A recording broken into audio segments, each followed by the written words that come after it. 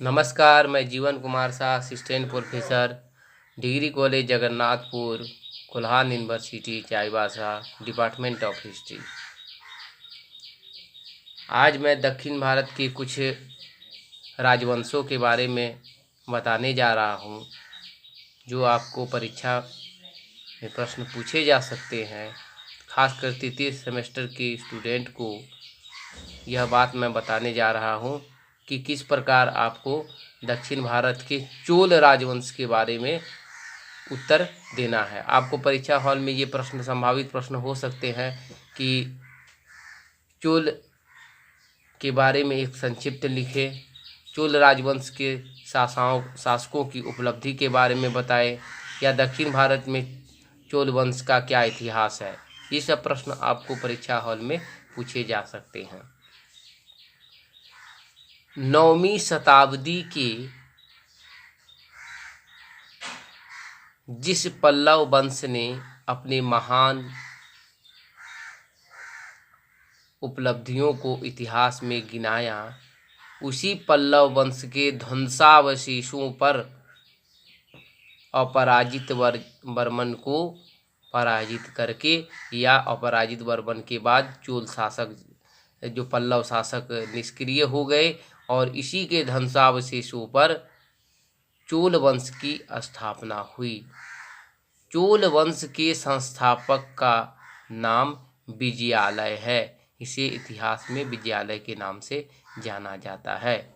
इसका शासनकाल 850 से 887 ईस्वी तक रहा है, और इसकी राजधानी तंजाई थी, यानी कि तंजावुर या तंजोर आज का।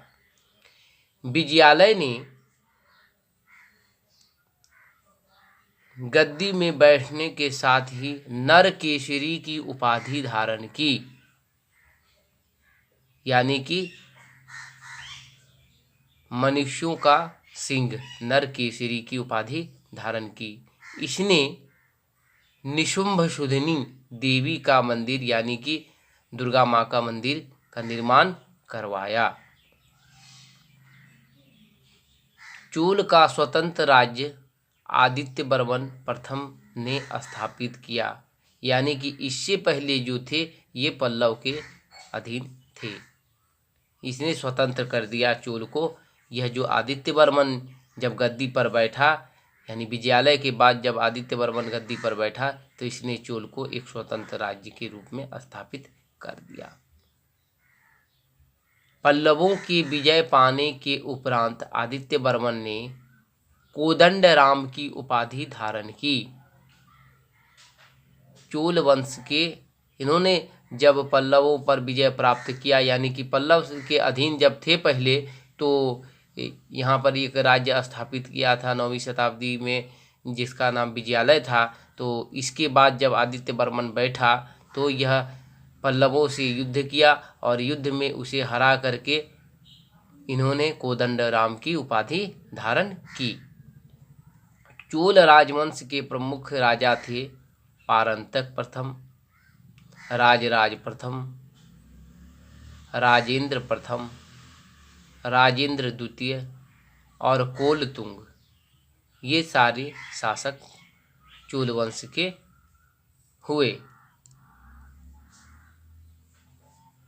तक्कोलम का युद्ध में राष्ट्रकूट नरेश कृष्ण तृतीय ने पारंतक प्रथम को पराजित किया। इस युद्ध में पारंतक प्रथम का बड़ा लड़का जो था आदित्य, वह वीर गति को प्राप्त हुआ, यानी कि वह युद्ध में ही मारा गया। राजराज प्रथम ने श्रीलंका पर आक्रमण किया। जब राजराज प्रथम का शासन आया, तो इन्होंने श्रीलंका पर आक्रमण किया, और वहाँ के राजा महिम पंचम को भागकर श्रीलंका के दक्षिण जिला रोहन में शरण लेनी पड़ी, यानी कि लगभग इन्होंने श्रीलंका पर विजय प्राप्त कर लिया। राजराज प्रथम ने श्रीलंका को विजित प्रदेशों को चोल साम्राज्य का एक नया प्रांत मुंडी चोल मंडम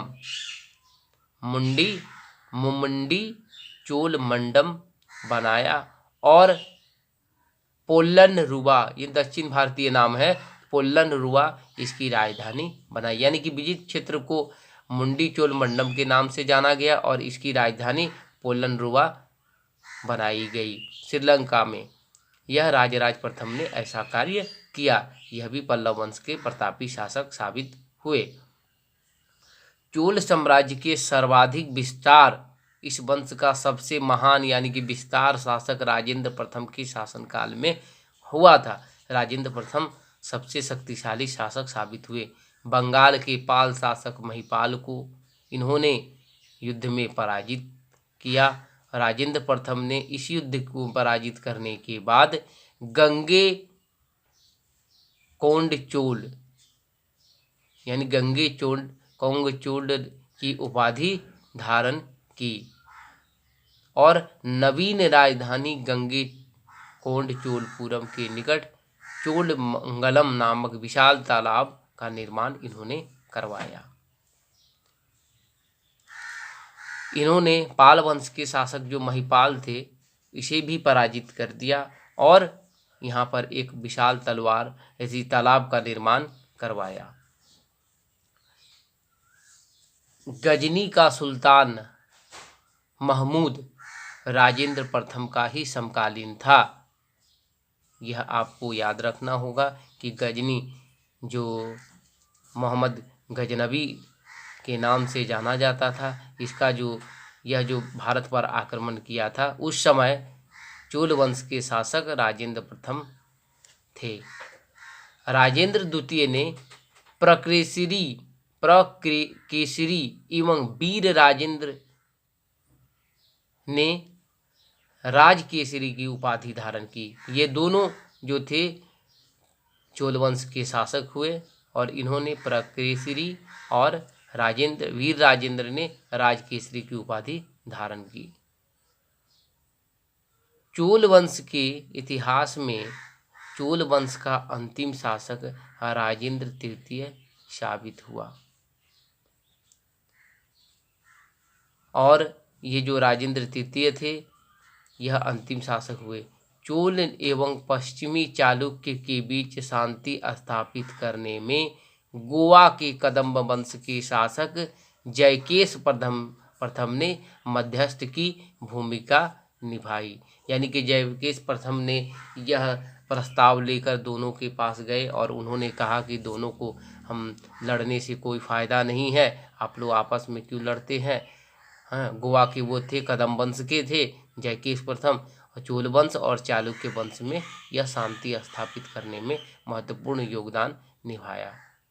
विक्रम चोल अभाव और अकाल से ग्रस्त गरीब जनता का राजस्व वसूल करके चिदम्बरम मंदिर का विस्तार करवाए। यानी कि जब चोल शासन में, चोल राज्य में जनता अभाव से ग्रसित थी, अकाल से ग्रसित थी, जनता गरीबी के दौर से गुजर रही थी, इसने जबरन राजस्व वसूला और चिदम्बरम में एक मंदिर का विस्तार करवाया। यानी कि मंदिर बनाना इसके लिए बहुत इम्पोर्टेंट था, न कि जनता की सेवा करना। इन्होंने ये भी अच्छे शासक साबित नहीं हुए। यह कोलतुंग द्वितीय ने चिदम्बरम मंदिर में स्थित गोविंदराज विष्णु की प्रतिमा को उखाड़ करके समुद्र में फेंकवा दिया।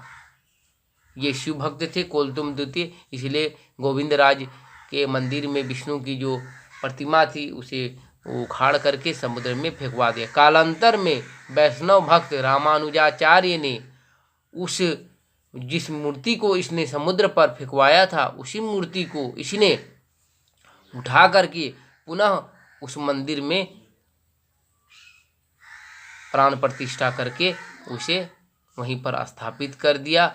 उसे तिरुवल मंदिर में प्राण प्रतिष्ठा कर स्थापित कर दिया। तो इस प्रकार आपने देखा कि कोलतुंग द्वितीय एक आताताई शासक के रूप में हुआ और इन्होंने बहुत जनता को बहुत कष्ट दिया। अकाल अभाव गरीब जनता पर इन्होंने बहुत जुल्म ढाए और इन्होंने केवल न कि राजा के पद की गरिमा की हानि पहुंचाई, बल्कि लोगों की सेवा तक इन्होंने नहीं की। यह कुलोत्तुंग द्वितीय जो था, ये बड़ा ही घृणित शासक के रूप में साबित हुआ। चोल वंश के इतिहास में यह एक गंदा शासक के रूप में साबित हुआ। उसके बाद चोल वंश का अंतिम शासक जो था राजेंद्र तृतीय, बड़ा ही अयोग्य था। इसके बाद चोल वंश का पतन आरंभ हो गया। चोल में कुछ भूमि थी जिसमें बेलन गई, गैर ब्राह्मण किसान की भूमि को कहा जाता है। ब्रह्मदेव, ब्राह्मणों को जो उपहार में जो भूमि दी जाती थी उसे ब्रह्मदेव भूमि कहा जाता है। शाला भोग, किसी विश्वविद्यालय के रखरखाव में जो भूमि दी जाती, यानी कि किसी विद्यालय या पाठशाला खुलाने के लिए जो राजा की ओर से जो भूमि दी जाती थी उसे हम लोग शाला भोग के नाम से जानते हैं। देवदान या तिरुनम्मकट्टन्नी, यह दक्षिण भारतीय नाम है। मंदिर को उपहार में दी गई भूमि को देवदान भूमि भी कहा जाता था। और एक था पल्ली चंदनम, यानी कि जैन संस्थानों को दी जाने, यहाँ पर जैन भी रहते थे, जैन संस्थानों को दी जाने वाली भूमि भी यह, इसे पल्ली चंदम के नाम से जाना जाता है।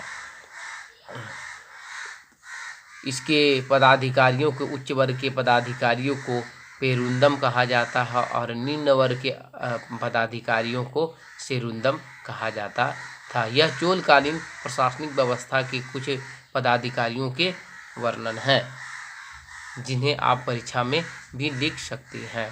तो चोल काल के बारे में आपने जाना कि किस प्रकार 9वीं शताब्दी में पल्लवों के ध्वंसावशेषों पर इसने एक महान साम्राज्य का उत्पत्ति की, और लेकिन राजेंद्र तृतीय ने इसे संभाल नहीं सका। वह एक अयोग्य शासक साबित हुआ, जिसके कारण चोल वंश का पतन निश्चित हो गया। तो आप परीक्षा हॉल में इस तरह लिख सकते हैं कि चोल वंश के संक्षिप्त इतिहास किस प्रकार है, चोल वंश के प्रमुख शासक कौन कौन से हैं, इनके प्रमुख उपलब्धियां क्या क्या रही। इस प्रकार आप खासकर तृतीय सेमेस्टर के स्टूडेंट इस पर एक संक्षिप्त टिप्पणी परीक्षा हॉल में अवश्य ही लिख सकते हैं कि चोल वंशों के बारे में बतावें, या चोल वंश के प्रमुख शासकों के बारे में बताएं, या दक्षिण भारत चोलकालीन इतिहास के बारे में आप क्या जान सकते हैं। इस प्रकार के प्रश्न जो अगर परीक्षा हॉल में आपको पूछे गए तो आप उसका उत्तर दे सकते हैं। तो आज के लिए इतना ही, धन्यवाद।